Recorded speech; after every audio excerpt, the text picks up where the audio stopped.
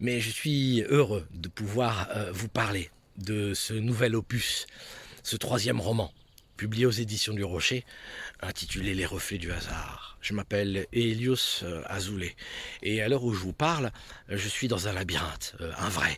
Ne vous étonnez donc pas de me voir aller et retourner, venir et revenir sur mes pas, comme dans ma tête, pour vous parler de ce nouveau roman. C'est très très difficile pour un écrivain, vous savez, de parler de son roman. Je veux dire que c'est toujours quelque chose qui nous déborde. Je ne sais pas véritablement comment il est arrivé, et pourtant l'idée est brutalement simple. C'est l'histoire d'un homme qui gagne au loto, l'euro-million, la grosse cagnotte, 88 millions d'euros. Et cet homme-là fait l'exact inverse de ce que j'aurais fait, je suis obligé de l'avouer, et je crois que vous feriez mieux, vous aussi, d'avouer que vous seriez allé prendre ces sous. Mais lui, non. Il veut pas de cet argent. Il joue pourtant, il a joué, il était même, je veux dire, dans une espèce de foi réelle, que ça lui arriverait. Il le croyait quelque part. Et voilà que maintenant que cet argent est là, qu'il a gagné, eh bien il va pas chercher son gain. Et c'est l'histoire de cette décision. C'est un homme en fait qui ne tombe pas sur la tête, c'est un homme qui tombe sur sa tête. Et sa tête est un labyrinthe. Il tente d'expliquer cela. Il tente d'expliquer cela en argumentant auprès de celles et ceux qui sont ses amis, qu'il ne veut pas s'entourer d'une vie qu'il aurait achetée, mais il veut simplement vivre au milieu de lui-même.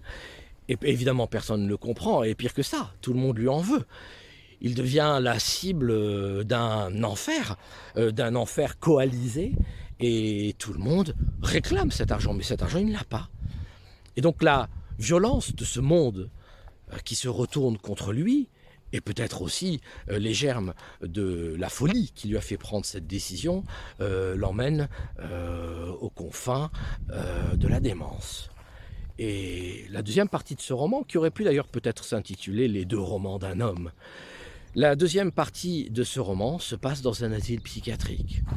Et dans cet asile, par la bienveillance d'une infirmière, il va entretenir une correspondance, une relation épistolaire avec une femme qu'il a croisée, simplement, qu'il n'a fait que voir à travers la fenêtre, et qu'il prénomme d'ailleurs Mademoiselle Reflet. Et ça va être un amour grand, sublime, impossible, réconfortant. Et peut-être là, est-ce l'épreuve qui lui a été mise, si je puis dire, entre les mains, ou qui lui est tombée du ciel. C'est un roman simple dans sa brutalité. C'est un roman burlesque dans son désespoir. C'est un roman extravagant dans sa folie, comme dans sa forme. Et c'est un roman d'un homme, le roman d'un homme, et peut-être d'un auteur d'ailleurs, qui se demande s'il y a quelqu'un derrière toute cette affaire, s'il n'y aurait pas Dieu qui se cacherait derrière tout ça.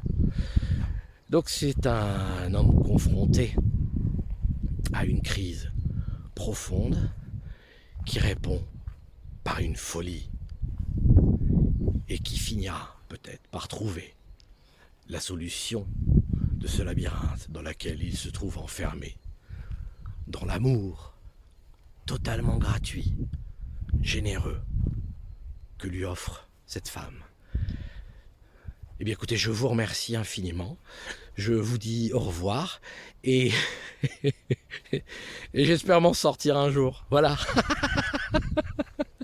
À très bientôt, à très bientôt.